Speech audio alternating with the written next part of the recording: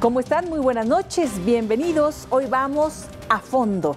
La información más importante del momento, el análisis, el debate y sin duda el tema que nos convoca esta noche, el sexto informe de gobierno. Las palabras de Enrique Peña Nieto, flanqueado por la oposición, Martí Batres y Porfirio Muñoz Ledo. ¿Es correcto lo que hicieron los próximos legisladores? De todo ello vamos a hablar a fondo.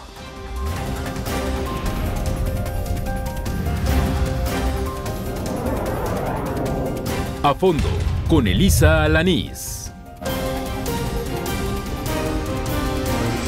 Esta noche vamos a hablar de 4 temas principales, 4 ejes que abordó el presidente Enrique Peña Nieto en su último informe de gobierno, pero que nos ha dejado todo el sexenio. En el primer bloque, las cuentas sobre inseguridad. En el segundo bloque abordaremos el tema de las cuentas sobre corrupción e impunidad. En el tercer bloque vamos a discutir y debatir sobre las cuentas sobre reformas estratégicas. Y por último vamos a hablar sobre las cuentas que deja este sexenio sobre la economía. Comenzamos.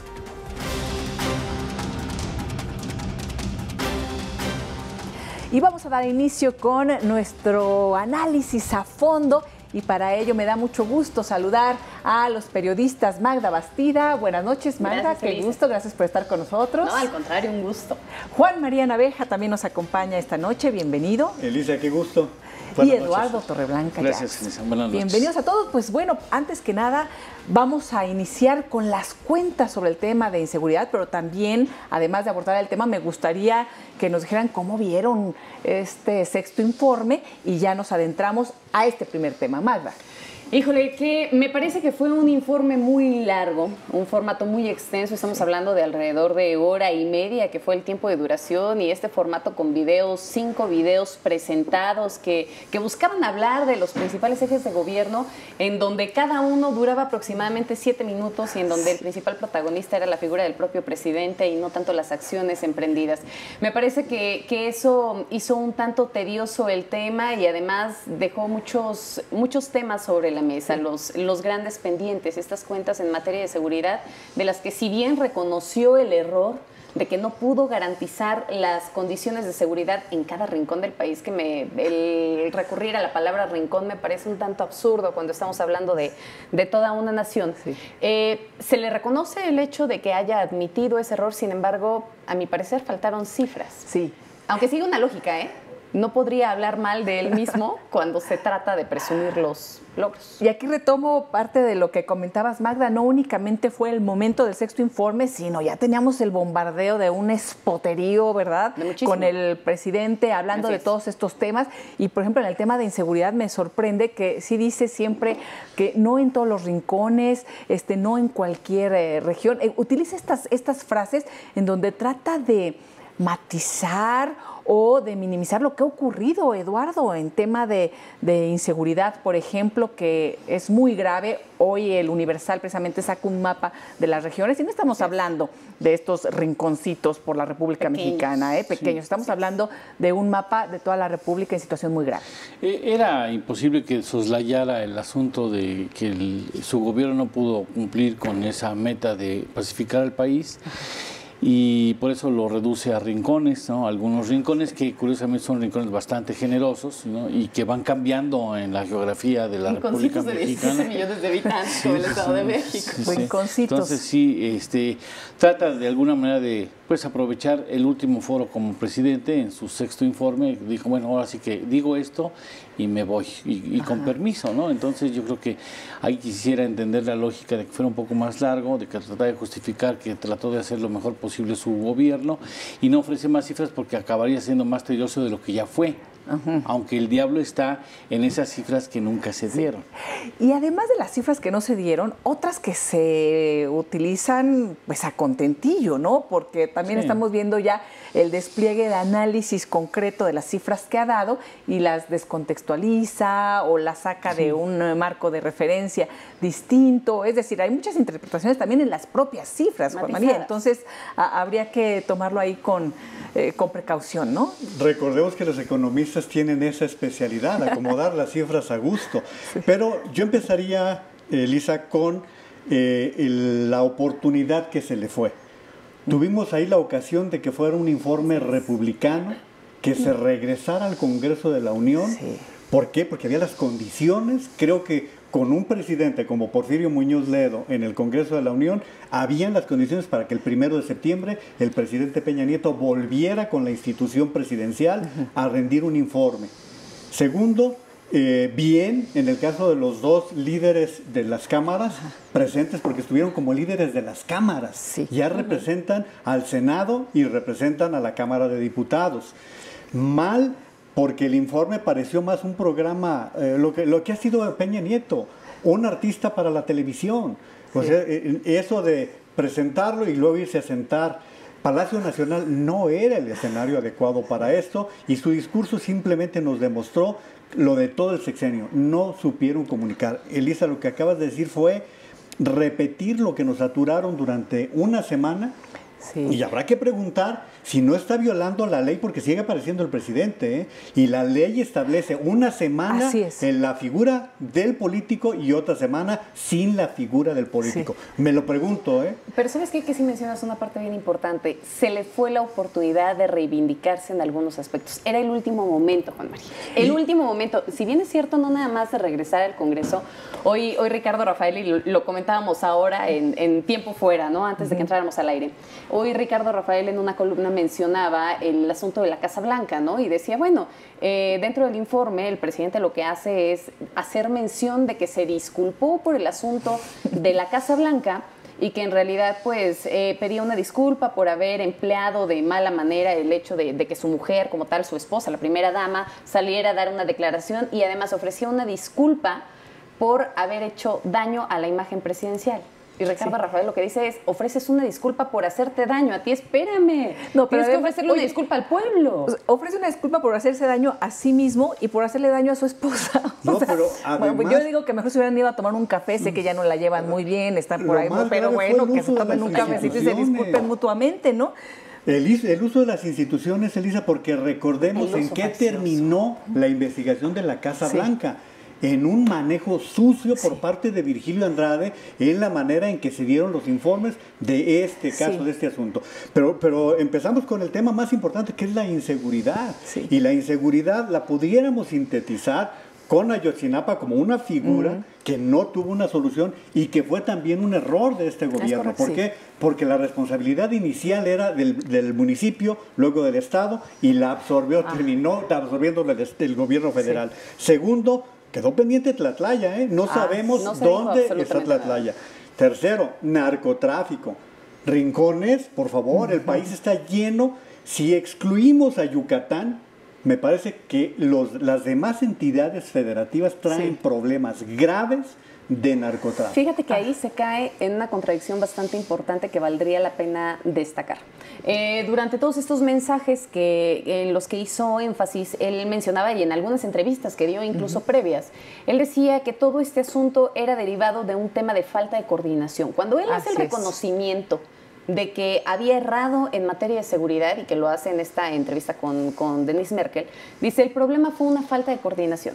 Y ahora en el informe dice, se logró la coordinación con las instituciones en los distintos niveles de gobierno. A ver, espérenme, porque esto estaba a cargo de la Secretaría de Gobernación. Entonces hay que ponerlo con todas sus letras. ¿Quién no funcionó? El secretario de Gobernación. Fíjate, fue errático, fue impreciso. Y yo también comentaba y le escribí, y fue muy cruel, porque pide disculpas, pero acto seguido echa culpas a los sectores regionales, ¿no? A lo local, en el tema de inseguridad, por lo menos en los spots. Ya después corrige, se equivoca, se contradice, como bien comentas, Magda. Pero también hace énfasis en que son los padres, por ejemplo, de los 43, los que no han creído en la autoridad, porque para él sí fue, como lo dijo tal cual, la PGR, a pesar, por cierto, de lo que ha dicho la Comisión Interamericana de Derechos Humanos, la ONU, el grupo de expertos argentinos, el grupo del GIEI y también un tribunal colegiado ya a nivel federal. Es decir, sí hay aquí una situación inexplicable por parte del presidente. No hay transparencia ni rendición de cuentas de lo que nos ha pasado. Y yo creo que va a ser un momento también importante el nuevo gobierno para comenzar a platicarnos, a conocer, a informarnos de lo que nos ha sucedido todos estos años en el tema de inseguridad. El caso Ayotzinapa no era algo que se le estuviera achacando en un inicio al gobierno federal. Así es. Lo que se estaba diciendo era como tal que había un gran problema con las investigaciones. Me da la impresión de que te pusiste un chaleco, o sea, que ellos pues se pusieron un chaleco que en ese momento no les correspondía y es como si solo se hubieran tropezado con las declaraciones. Pues algo sabrán, ¿no?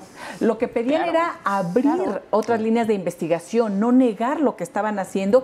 Y ellos solos dijeron, no, esto es lo único, en fin. Y además el presidente dice que no se vuelvan a repetir estos casos. Dije, pues ¿en qué mundo vive? No fue un caso aislado. Exacto. ¿Qué no conoce de los 30,000 desaparecidos aproximadamente? 34,000 desaparecidos, 104,000 muertos. Pero sí es un caso visibilizado y esa es la diferencia. Pero yo creo que aquí lo que hay que destacar es algo que está diciendo Elisa. El diagnóstico está dado. Sin embargo, las acciones no están emprendidas como debe ser. El problema sí es local. Es local porque hay rancherías en donde la gente tiene que sembrar marihuana, amapola para poder sobrevivir. Es local porque hay municipios en donde acabamos de ver una presidenta municipal electa en Michoacán que mejor se fue a Estados Unidos. Por eso, tenemos estados completos en donde el narcotráfico ha hecho acopio. Y tenemos un gobierno federal que no entendió la problemática del crimen organizado, que no solamente se concentró en narcotráfico. ¿Dónde está la parte de robo de automóviles, secuestro? El delito del fuero común que creció, se incrementaron las cifras del fuero común. Pero además es inexplicable todo este incremento de la acción del crimen organizado sin el vínculo y la simbiosis con las autoridades. Y la corrupción, los niveles. La corrupción infiltrada. ¿Les parece que volvamos con este tema de la corrupción? Una pausa y regresamos. Perfecto. Las cuentas pendientes sobre corrupción e impunidad. En un país en donde la impunidad rebasa el 98%. Es decir, es un país en donde ganan los delincuentes, ganan los criminales. Es la gran apuesta, es el gran casino. ¿Y qué cuentas deja Enrique Peña Nieto, Eduardo? ¿Y cómo viste su discurso en este terrible. sentido? O sea, yo creo que si algún proceso o si algún elemento descompuso de manera gravísimo al país, a las estructuras fundamentales del país, fue la corrupción. El pueblo de México es muy noble porque incluso muchas veces consciente y sabe de la corrupción, pero mientras sea relativamente medido, hasta lo aplaude, ¿no? Dice, mira, se llevan, pero se llevan poquito. O decían algunos, se llevan, pero salpican, ¿no? Y ahora no tuvieron medida, fue cínica la actitud. Sí, así dicen. Pero es el cinismo en el ejercicio de la corrupción, la impunidad ramplante que se vio en todos los órdenes, la evidencia de que el narcotráfico, la criminalidad organizada estaba diversificada y tenía varias ligas con las instituciones, era muy clara.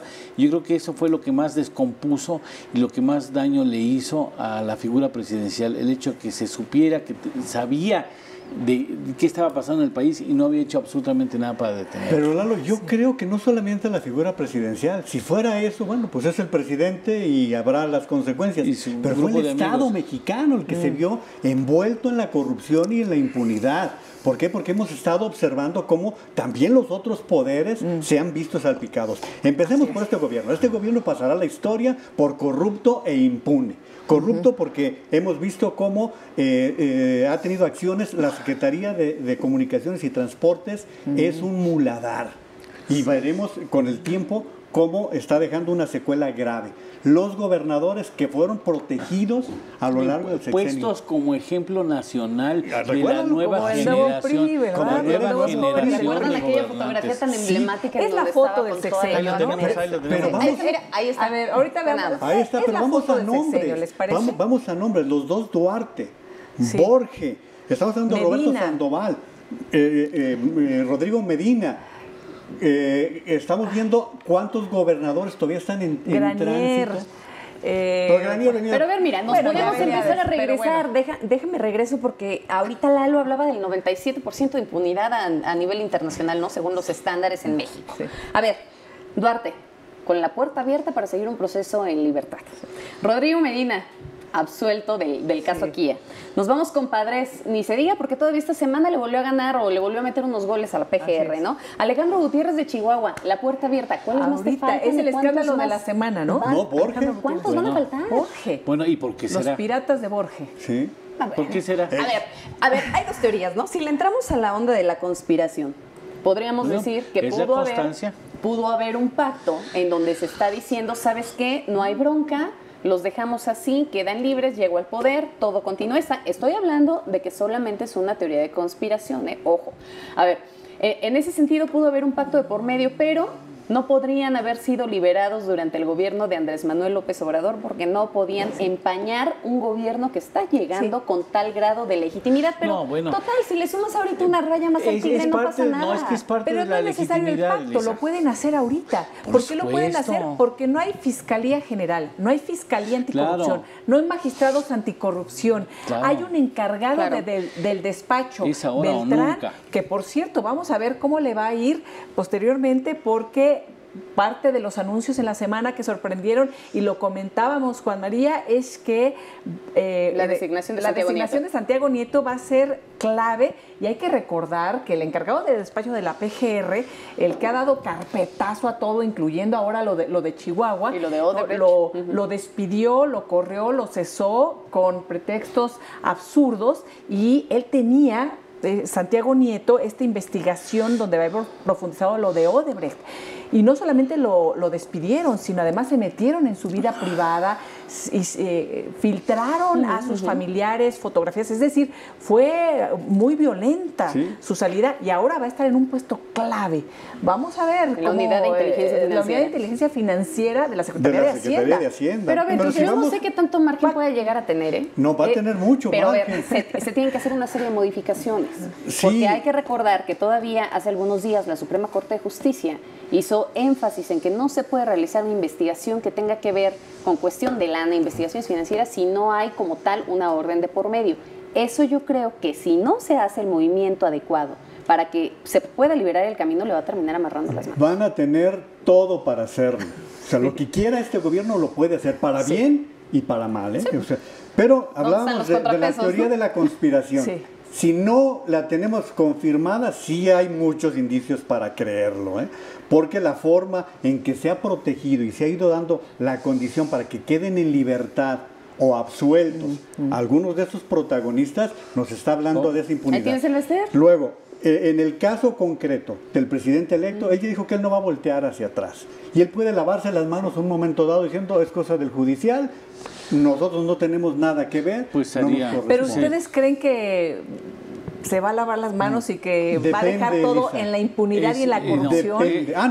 ¿Ustedes qué creen? Pero lo que está diciendo Juan María es que como tal no va a decir que sea algo que él lo está haciendo. Si bueno, lo que pasa es que porque dice, yo no lo voy a hacer, lo va a hacer el fiscal, no puede, lo va a hacer, no puede dejar de lado la necesidad de atender algunos de los escándalos fundamentales, porque iría en contra de su propio capital político con el que llega, que es mucho. Y fue su bandera, ¿no? Fue su bandera de campaña, Eduardo. Por ejemplo, Odebrecht, el megafraude, la estafa maestra, todos esos bolas de rateros que, no, pues es que, no, perdóname. El tren interurbano, México, el que sustituye reactivos contra el cáncer por agua destilada es no tener madre. Perdóname, eso es más allá de cualquier hecho de corrupción. Pues no tiene madre. No puedes dejar impunes a esos tipos, no lo puedes dejar.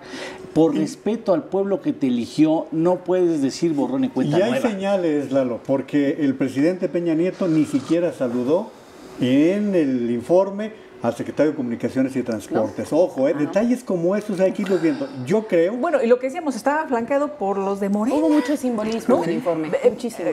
Que bueno, yo no sé ahí si a quién le ayuda, si al presidente, si hubo también reclamos por parte de Fernández Noroña, pero no solo eso. Pero le también ayuda la institucionalidad, Elisa, porque ¿en qué calidad estaban Porfirio Muñoz Ledo como presidente del Congreso de la Unión? Pero si Martí Batres como presidente del Senado. Pero si no era un acto legal protocolario como bien comentaban al inicio, de que fuera en el Congreso, en donde entonces sí tendrían que estar representados todos los niveles de gobierno, todo. Como informe. Pero pero se presenta porque él organiza su el fiesta. Informe fue el sábado. El informe tendría que haber sido el sábado, en el formato original. Pero no es un evento formal, legal, de entrega como se hace constitucionalmente ante el Congreso. A mí me parece de una cortesía política. Es una cortesía, pero dejémoslo así. Pero no es un tema que estuvieran obligados a, porque al final del día es un evento que organiza el presidente desde Los Pinos, por cierto, donde me dicen que ahora invitaron a muchas menos personas que generalmente invitaban y hubo más acarreados gubernamentales. Y aún así hubo 2,000, pero aún así hubo 2,000 en el acontecimiento. Pero es un evento que él organiza, ¿no? Sí, pero finalmente... No es ante el Congreso, no es ante lo del el mensaje, Estado. Elisa, podría quedar en caso anecdótico cuando traemos problemas serios. Yo la verdad sí creo que hay una especie de compromiso de López Obrador con el actual presidente por la misma cortesía, y creo que hay un pánico de Enrique Peña Nieto de caer en la cárcel. Y lo estamos viendo desde hace tiempo. Oye, Juan Manuel, estoy de acuerdo ahorita con lo que decías, que hay como este paso, estamos viendo esta transición de terciopelo, tersa, caramelada, miel sobre hojuelas, pero la pregunta es, ¿seguirá esa tersura una vez que asuma la presidencia Andrés Manuel López Obrador? Una vez que tengas que enfrentar la situación. Yo lo que esperaría es que no siga existiendo la ceguera moral que ha existido durante todo este sexenio y que no se vaya a prolongar durante el siguiente, porque si no, sí amolados estamos, ¿no? Pero es que cuando las circunstancias te vayan obligando, Magda, cuando el ejercicio de gobierno te vaya desgastando, cuando veas que no tienes recursos, cuando veas que no es tan fácil abatir la corrupción, que no es tan fácil abatir la impunidad, vas a echar mano de lo que sea. Pero mira, parte fundamental para que él tenga éxito en combatir la corrupción y la impunidad es precisamente tocar estos puntos que quedan impunes del ejercicio anterior. Si tú no les tocas, si no los llevas al final, y además es a tu favor, pues sí, por supuesto. Claro, no te cuesta. A lo mejor lo delegas en instituciones, ¿son ellas? Sí. Ahí no puedo meter las manos. Y ya está esta señal de Santiago Nieto, y Santiago Nieto, por cierto, también estuvo en las pláticas con la sociedad civil, con la academia, para lo que va a ser las leyes orgánicas de la nueva fiscalía, es decir, vienen temas y cambios que podrían ser interesantes en relación al combate de la corrupción y la impunidad. Ojalá, esperemos. Vamos a hacer una pausa y volvemos.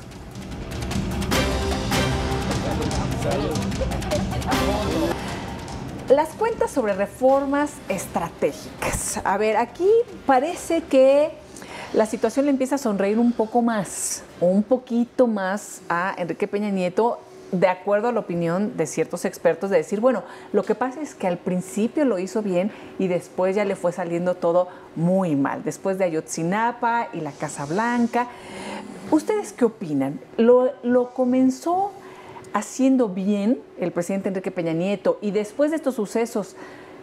Yo no digo que esto ya no pudo salir adelante a partir de ello. Yo creo que esto abrió la caja de Pandora para conocer muchas otras cosas más. Pero, ¿qué opinas, Juan María? A ver, Elisa, la obligación nuestra es poner en perspectiva aquellas cosas que se hicieron mal.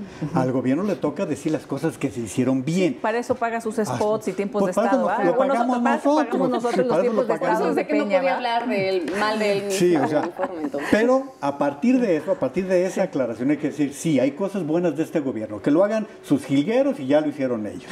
Pero en el caso de la realidad son los signos. Este gobierno se irá con las manos vacías porque ayer el propio presidente se puso la soga en el cuello. Dijo, el avance más grande de mi gobierno fueron las reformas. Sí, fueron 11 reformas, de las cuales, como el cuento, ya nomás le queda una, que es la energética. A ver, energética, educativa, laboral, telecomunicaciones, la hacendaria, financiera y nuevo sistema penal acusatorio. Sí, el nuevo sistema penal tampoco fue de él, ya venía... Es que vamos poniéndole los puntos sobre las inercias, ¿verdad? Vamos. A ver, porque si entramos, sí, el mejor momento que pudo haber llegado a tener fue el Pacto por México. Eso habrá que reconocerlo, porque era un momento en el que todas las fuerzas políticas estaban dando con todo, logró sentarlos a la mesa y logró sacar sus reformas. ¿Cómo? Hasta ahí vamos bien. ¿Cómo? Logró sentarlos a la mesa y sacar las reformas. A ver, pero vámonos por partes. Porque decías la reforma educativa. pues se pretendía que por lo menos hasta dentro de 15 años se empezara a ver avance en la reforma educativa y se quedó en el camino. Se perdió. La reforma de telecomunicaciones, bueno, permitió la competencia, hubo un avance, la gente. Por eso hablábamos de claroscuros. Hay avances en telecomunicaciones, pero también hay muchos atrasos, ¿eh? Hay graves atrasos en materia de telecomunicaciones en el país. No nos quedemos en los que vivimos en zonas metropolitanas, las tenemos todas. Vamos retomándole. El tema de la reforma energética. El gasolinazo brutal del 2017 que terminó costándole la aprobación. Esa es la fosa de la reforma energética. Y que además terminó beneficiando. Porque se vendió de manera equivocada. No, claro, pero además terminó beneficiando ahí a Morena.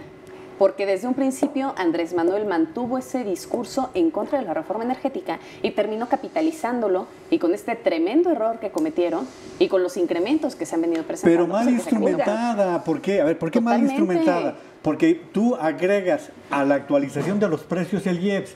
Como en la campaña vemos que si puedes bajar el IEPS, si puedes controlar los precios. Claro. Siguió subiendo el precio del gas. O sea, estuvo mal ejecutada cuando todos los mexicanos sabíamos que era necesario. Pero déjame hacer una puntualización. Sí, a ver, está mal implementada porque no articulas una reforma fiscal que acompañe y que haga consistente a la reforma energética. Lalo, ¿cuántos años tienes diciendo tú como analista el problema de que Pemex sea la caja chica de la Secretaría de Hacienda? ¿Cuántos años tienes diciendo? Oye, y volvemos a lo del bloque anterior, Eduardo, que también comentabas, el tema de la corrupción, porque está muy bien el tema de las reformas y que vamos a salir adelante y demás, pero reformas van, reformas vienen, y yo veo que Pemex, por ejemplo, es el hoyo negro, es la caja de Pandora también, ¿no? Y además la corrupción que permea pero ahí, se consintió en el prismo y en el panismo, ¿eh? Así es. Se viene históricamente abusando de Pemex, ¿no? Así es. Ahora que hablan de violaciones, ¿no? De ultrajes, pues... Bueno, violaron Pemex. Pero tienen sexenios. Y hablando de todo el tema energético, pues justamente desde el sexenio anterior están las negociaciones con Odebrecht, por ejemplo, es decir, todas aquellas concesiones que hoy están en investigaciones internacionales señaladas por los propios funcionarios en confesiones juradas, tienen que ver con el gobierno de Felipe Calderón Hinojosa y de Enrique Peña Nieto. Es decir, sí venimos arrastrando también toda una estructura de corrupción que permea también a todas estas reformas y las decisiones que se están tomando. Odebrecht no nace con el gobierno Peña Nieto, viene desde antes, anterior. pero lo salpica. Algo que decía Lalo, el problema energético lo tenemos de origen. Desde que se establece Pemex, no hemos sabido modernizar nuestra industria petrolera y ya se acabó el ciclo. Oigan, y a ver, el tema de la reforma educativa, que dicen es que dice Andrés Manuel, no fue una reforma educativa, fue una reforma laboral que tocaba el tema de los maestros. Pero más allá de ello, que me parece que que se queda corta, digamos, la reforma educativa, vemos que hay carencias vitales, ¿no? Hay carencias esenciales desde la infraestructura en tema educativo, en tema de currícula, que yo no sé si se ha llegado a fondo como en este programa y se tendrá que hacer. Es decir, realmente las reformas fueron el gran aporte de Enrique Peña Nieto, o más bien el aporte fue el Pacto por México, en donde se lograron poner las bases de ciertas reformas y después ya la implementación fue un desastre. Déjame seguir con la educativa, Elisa. ¿Por qué? Porque me parece que es el crimen más grave que comete cualquier gobierno, en México y en cualquier parte del mundo, que es atentar contra los niños.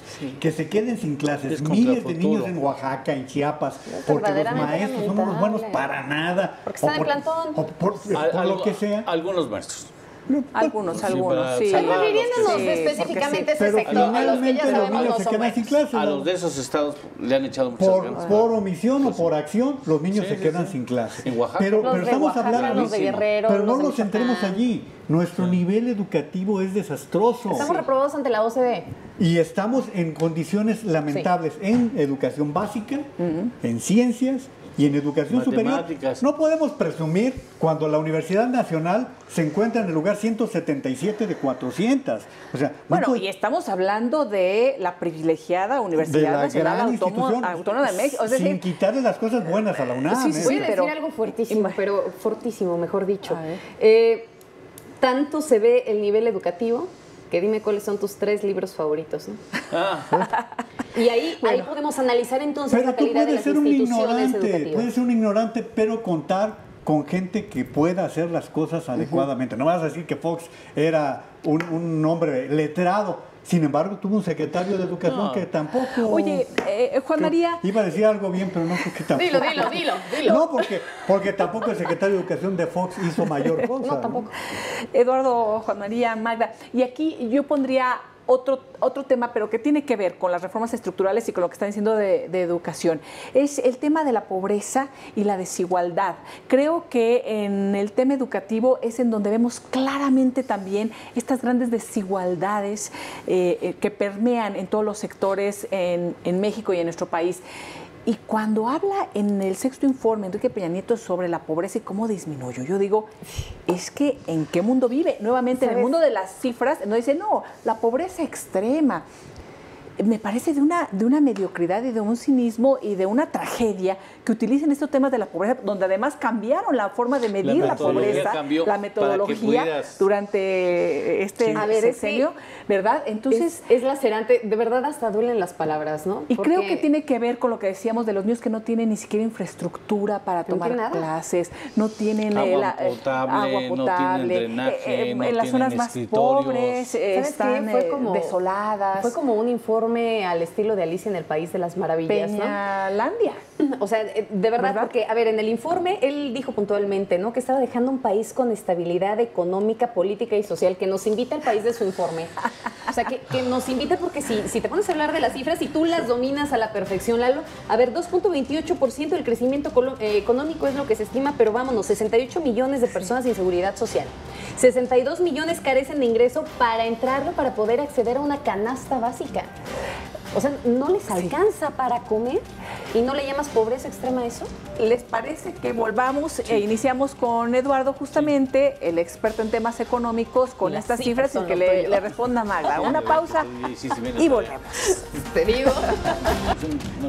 Las cuentas sobre la economía. Eduardo Torreblanca Jax, aquí, ilústranos, porque la verdad, cuando yo escucho las cifras alegres del presidente de la República, incluso también de algunos economistas, yo digo, a ver, pongamos también todos estos números en perspectiva y analicémoslo a fondo. ¿Nos fue bien? ¿Nos fue mal? ¿Nos fue como siempre?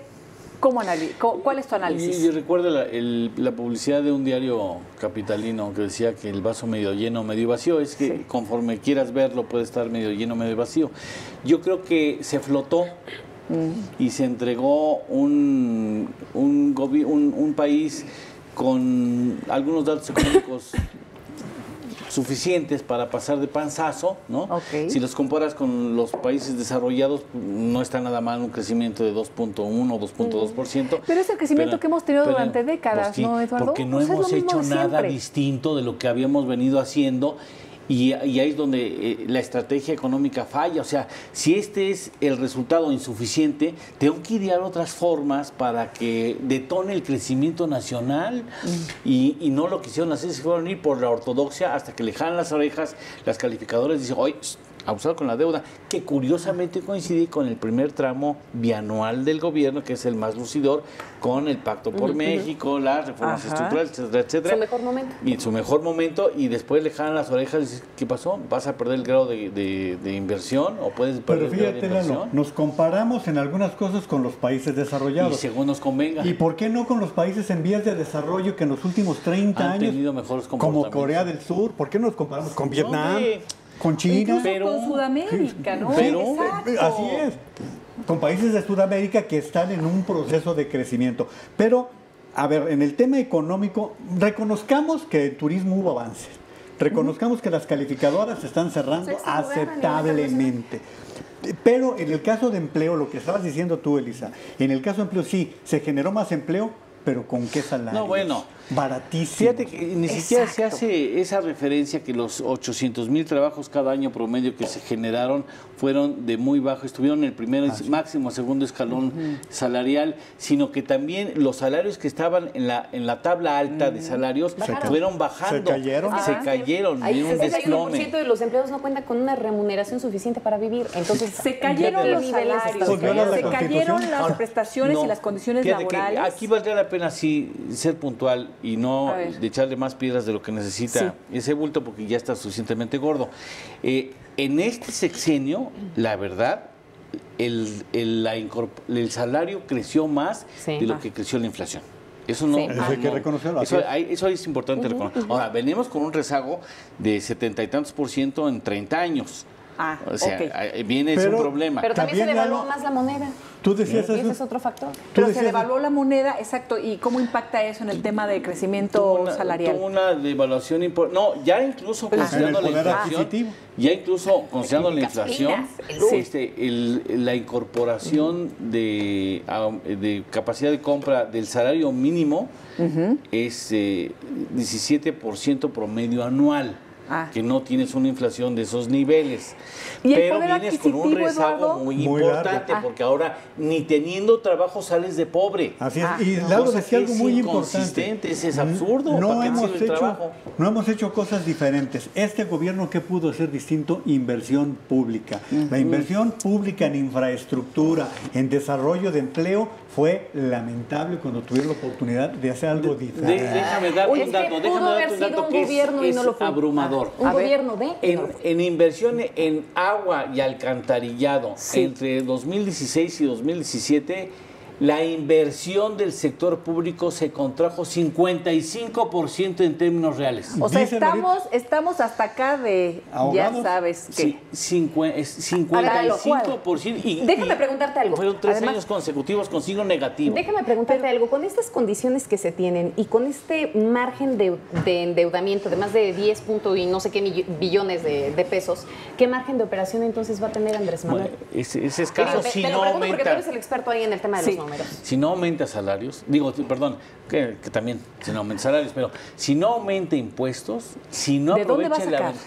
Más allá de la corrupción, porque dice que de la corrupción pero no es suficiente. No es suficiente. Pero además la corrupción no se genera, no es que tengas un banquito y que digas, voy a tomar 100 pesos de la corrupción. Del combate a la corrupción, porque sacaron de la corrupción en este sexenio. Este es contra la corrupción donde se va a ahorrar para dinero. Económicamente no somos un país mejor que el de hace 6 años. Tampoco podemos pensar, Elisa, en que va a poder establecer programas sociales como los que está prometiendo. ¿Con qué dinero? ¿Con qué recursos? A ver, a mí me sorprende mucho que parte de las campañas, claro, estábamos en campañas, yo lo sé, pero todo el mundo decía, es que vamos a hacer Venezuela, sí, gana Morena. Y yo veía datos y cifras, por ejemplo, del World Justice Project, de datos internacionales en donde México desplome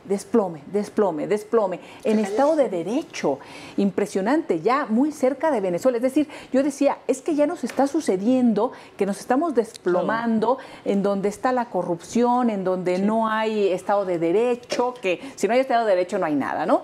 ¿Qué sucede en el tema económico con estos grandes promesas de la economía, jóvenes preparados, con estudios aquí y allá en el extranjero, con una educación de calidad y que decían son los tecnócratas que nos van a sacar adelante? ¿Qué sucedió? ¿En dónde están? En el extranjero. Se quedaron allá. Sí. Pero, o sea, ¿no hay oportunidades o qué sucede? No, espérate. Hubo casos en donde CONACYT, y eso te digo porque yo conocí a esta muchacha, una muchacha que va a hacer un doctorado en Alemania sobre manejo de desechos en las grandes ciudades o en los municipios también, municipios pobres. Que lo convierten en energía. Y regresa al país y logra un puesto mínimo en una delegación política, 8,000 pesos mensuales. ¿Saben qué hicieron? Recibió una oferta de trabajo en Alemania y se regresó a trabajar en Alemania y está trabajando en Alemania. Oye, con este recorte de sueldos, ¿qué riesgo se corre entonces de que la gente vaya a caer exactamente en lo mismo? Sí, claro, pues eso va a ser. Pero Elisa tocaba una de las piedras angulares de nuestro país, que es el Estado de Derecho. El Estado de Derecho no es un ente etéreo que vaya a flotar. No, el Estado de Derecho en la parte social es darle a la gente que en este momento tiene necesidades, formas de salir de su postración. En situación económica, el Estado de Derecho es que acabemos con la corrupción y sentemos forma de un crecimiento sano y próspero. En el terreno de la justicia, que se apliquen las leyes de acuerdo como están establecidas. Es decir, el Estado de Derecho es una piedra angular para que este país, el nuestro, pueda caminar. Pero entre líneas tú mismo lo estás diciendo, no hay Estado de Derecho. Ah, no, pues es lo que estamos diciendo. O sea, no hay Estado de Derecho, mientras no se garantice por lo menos el tema de la seguridad y acceso a una vida digna. Y de justicia, poderes, que la justicia, que la Procuraduría no siga siendo un brazo político del Ejecutivo Federal en donde se aplica o no, en donde podemos ser víctimas del deseo del todopoderoso presidente de la República y además sus cuates pueden quedar libres, de ¿verdad? 486 casos de corrupción no hubo detenidos ni procesados. Dicen que las cifras de que la corrupción nos cuesta muchísimo, hablando de temas económicos. Oficialmente se dice el 10% del Producto Interno Bruto. Sí, pero están hablando de qué datos, de lo que tienen que pagar los empresarios en sobornos y todo. Es un costo finalmente que paga la economía. No sabemos, pero ¿cuál será el costo de lo que se han robado? Híjole. El costo de esa corrupción, la corrupción de cuello blanco. Es que ese dinero sí desaparece, Elisa. El dinero que no se sabe, el de la estafa maestra, por ejemplo. El que va a empresas fantasma y que finalmente colegas nuestros han tocado puertas y han descubierto que son empresas fantasmas donde han llegado recursos del Estado, pero ¿en dónde están? ¿Qué se hizo con ellos? En campañas, parcialmente en campañas políticas, debemos de suponer. La única investigación que había consistente hasta el momento, no por parte de periodistas, la única que se había hecho por parte de fiscalías nacionales, estaba en Chihuahua. ¿Y qué es lo que está pasando en esta semana? ¿Ya salió Alejandro? Pues va a salir. Va a salir Alejandro. Ahí le están dando las condiciones para que salga.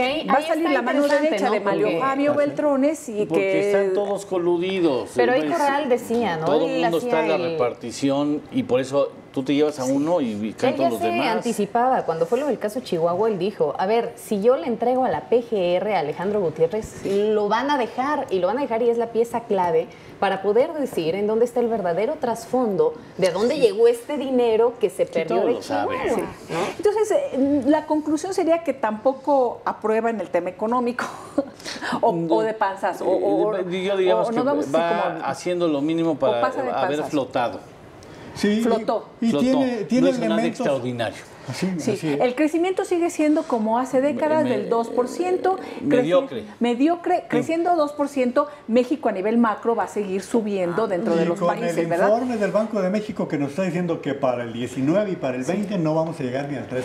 Pero, exacto. ¿Y qué sucede? Esto es a nivel macro, en donde dice, bueno, México puede ir subiendo, independientemente que sigamos en ese crecimiento mediocre.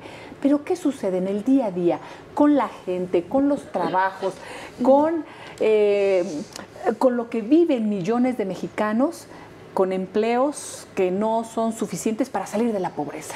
Mira, Eduardo, hay un estudio que dio a conocer la OCDE en esta semana, la semana anterior, perdón, en donde habla de un elevador social roto. ¿sí? Y en donde dice que en México un individuo, un joven o un niño que nace en una familia pobre tardará más de 11 generaciones en recuperarse de la pobreza. Así es. Cuando en países desarrollados es de 3 años promedio, en México 11 generaciones. Pero cómo no, a ver, Lalo, cómo no, si estás hablando de que el salario de muchas familias es de a lo mucho 5 o 6 mil pesos al mes, cuando mínimo tendrían que estar ganando 11. Para salir déjame hacer un comentario gente que vive en pobreza extrema se duerme con un hoyo en el estómago, no tiene que comer. Ahora, déjame decirte una cosa, que es algo que les va a romper el corazón, y a mí me tocó verlo. En el Estado de México, a menos de 2 horas, porque hay trechos rurales muy difíciles, a menos de 2 horas de la Ciudad de México, de la ciudad capital. Mujeres, porque sus hombres ya se fueron a Estados Unidos, mujeres calman a sus hijos que están muertos de hambre, chillando porque no tienen hambre, humedeciendo cartón con un poco de azúcar para que el niño ya con eso en el estómago sienta que comió. engañar al hambre. Así los callan. Fíjate que hace un momento, Elisa, que decías que cómo se calificaba en materia económica esta administración y que decías de panzazo. Sí, de panzazo, pero no porque se hayan hecho las gestiones administrativas, sino porque las condiciones económicas del mercado internacional así lo permitieron, ¿eh? Pero ojo, en gran parte es un porque tema se diferente de la estimula acción. la pobreza. Mientras sigues teniendo una economía subsidiaria en lugar de una economía de crecimiento, o sea, el campesino no puede seguir condenado a sembrar lo que no le va a dar unas condiciones de vida diferentes. Así es. Y si le das 3 pesos, pues no va a salir adelante. Por eso la amapola, ¿no? En Guerrero. Así es. Y esperemos que millones de mexicanos, cerca del 50%, unos dicen más, otros dicen menos. La verdad es que es una obscenidad que estemos Claro. hablando de que cerca de la mitad de los mexicanos viven en pobreza según cifras oficiales. Mientras eso no cambie, Está creo que fracturado el difícilmente podemos ir recomponiendo. El hombre, en pocas México palabras, yo creo querido, que el hombre de la palabra de honor falló feo, se vio como un gobierno frívolo, como un gobernante frívolo, opulento. Pero todavía lo sabíamos, Magda, eso no fue nuevo. Mentiroso. Pero el tema es ya cuando haces todo el balance confirmarlo, sexenal, pues, fue muy impresionante, ¿no? Ahora, se llegar quedaron... hasta este punto y decir, no hubo realmente un avance. Pues ustedes tienen un adelanto en el Estado de México. ¿Cómo les fue como gobernador? Nos fue mal. O sea, nos fue mal y ahí están las condiciones en las que el Estado de México que este sexenio, creció en cifras negativas. queridos colegas, Se acabó. está por concluir. Se acabó Ya se y ya acabó. podemos Se decir acabó el 2 de julio. que hemos escuchado, Sí, por supuesto. y podemos decir que hemos escuchado el último informe de gobierno. Así es que de aquí en adelante seguiremos analizando a fondo las circunstancias de nuestro México. Por lo pronto les agradezco esta noche, Magda, gracias por estar con nosotros. Gracias a ti. Eduardo, qué Gracias, gusto. Elisa, Juan gracias. María, muchas gracias. Y qué pena que estemos repitiendo finales de sexenio que ya habíamos visto. Es cierto. Muchas gracias a ustedes por habernos acompañado. Buenas noches.